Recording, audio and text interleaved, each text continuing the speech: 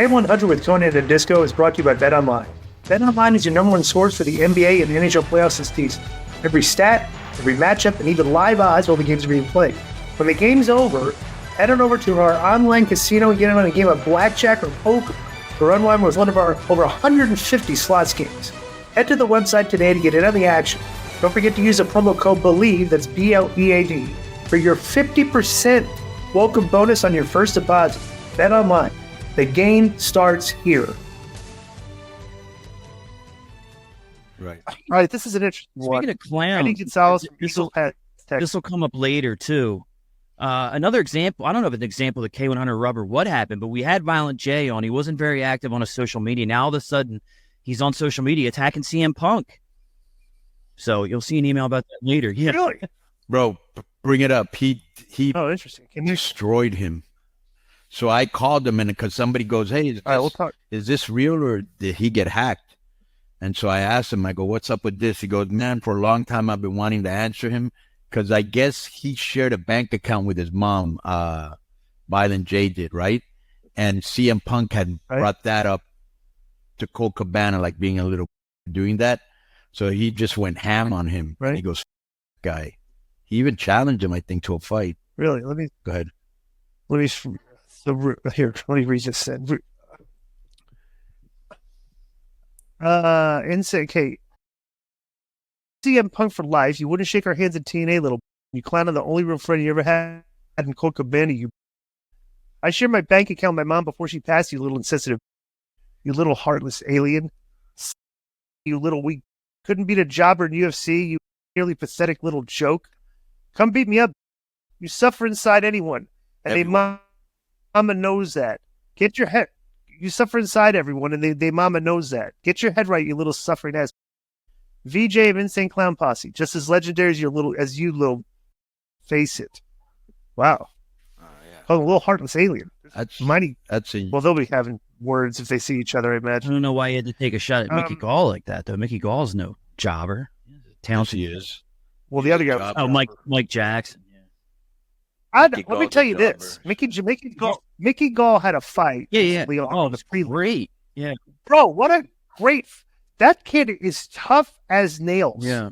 Bro, he was getting rocked like in the face repeatedly, would just shake it off and kept coming. It was like... Remember we invited him on the show and he didn't come? He said, yeah, and then he didn't show up. Mickey Gall? Yeah.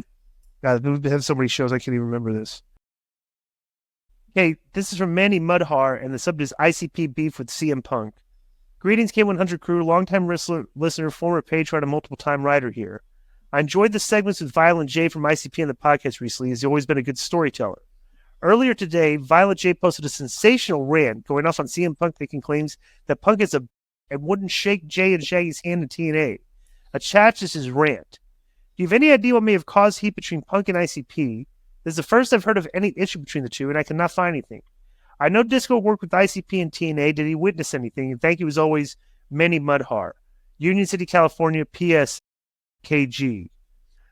So we already read this, the Violent J rant. He hates Punk for some reason, and they didn't shake his hand. What do you mean some reason? He says it. He says it at the thing. He wouldn't shake his hand, and he made fun of his mom's bank account, and he talked about Colt Cabana, who he's friends with. He says it in the thing. Right. What are you asking us this? Well, here's the thing. When Punk was at TNA, I didn't really share a lot of communication with Punk at all.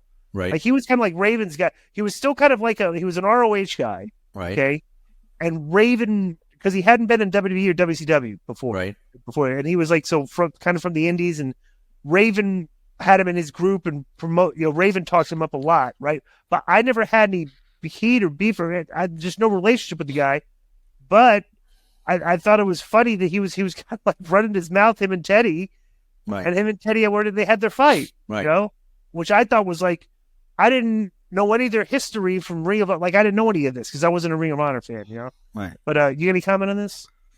Well, he says it why he's mad in the thing. And when I saw Punk there, I thought it was very different because he had that long blonde hair, kind of like,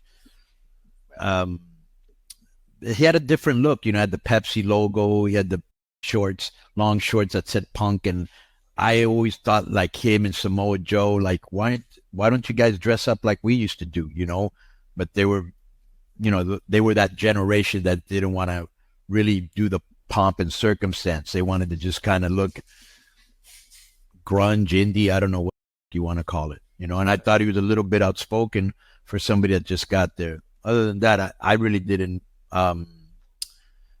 interact with him. Yo, what's up? I just want to thank you guys for watching this clip. Don't forget to hit the like button, leave a comment, and subscribe. And join our YouTube membership for hours and hours of exclusive, unedited, uncensored content. And being a member will help you get involved in our upcoming live streams. Thank you for your support. Thank you for riding with us. I know you got a lot of other podcast choices, be it wrestling or other ones. And thank you for picking us. Boom.